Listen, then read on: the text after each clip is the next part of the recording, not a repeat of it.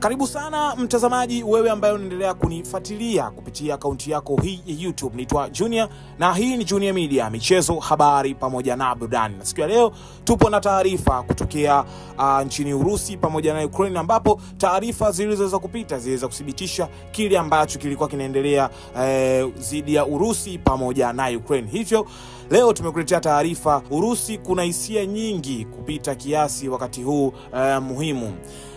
Katika mkutano wa leo wa Kremlin, msemaji wa Vladimir Putin, Dmitry Peskov, alisema jinsi alivyokuwa na wasiwasi na ukosoaji wa Donald Trump kwa rais wa Urusi, pamoja na maoni yake kwamba Putin alikuwa mwendawazimu na mashambulio yake yanayoendelea dhidi ya Ukraine.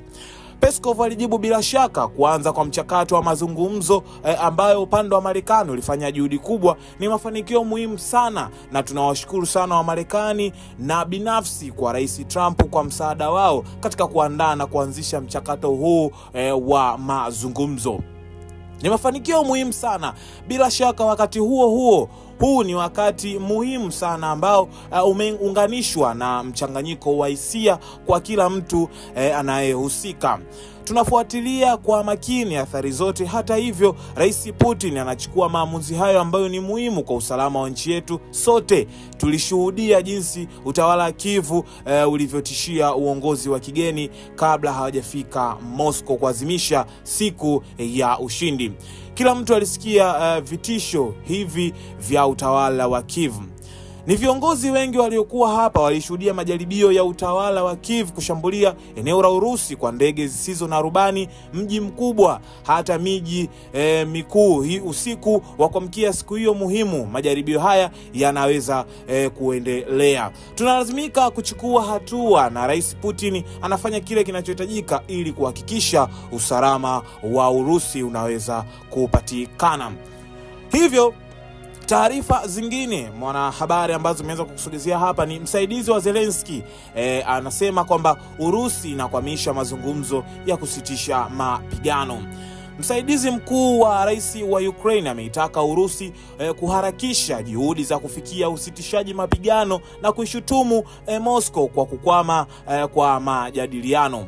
Kwa sasa Moscow inazuia hata mjadala wa mapendekezo, haitoi maelezo mahususi, inapoteza muda tu. Njia pekee ya kuifanya Moscow iende kwa kasi ni kupitia vikwazo na silaha. Andriy Yermak anasema katika chapisho lake la kwenye mtandao wa X, zamani Twitter. Wiki iliyopita Trump na Putin walikuwa na mazungumzo kwa njia ya simu kwa saa 2 kujadili makubaliano ya kusitisha mapigano yaliyopendekezwa na Marekani. Trump alisema anaamini wito huo unakwenda vizuri sana, na kuongeza kuwa Urusi pamoja na Ukraine zitaanza mara moja mazungumzo ya kusitisha mapigano na kukomesha vita.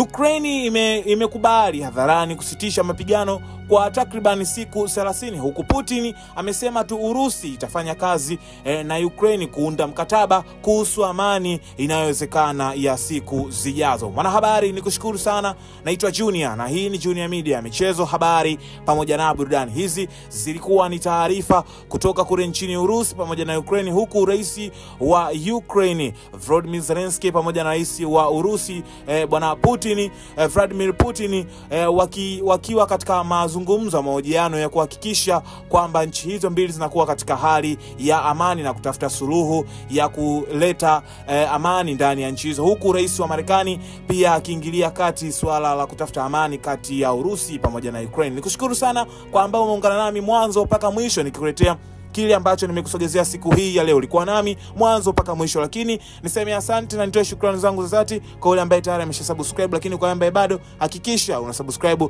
ili uweze kuwa mwana familia. Kutokea hapa sina la ziada, nikuage na nikutakia siku njema, ubaki salama na uwe na siku njema pia. Bye bye.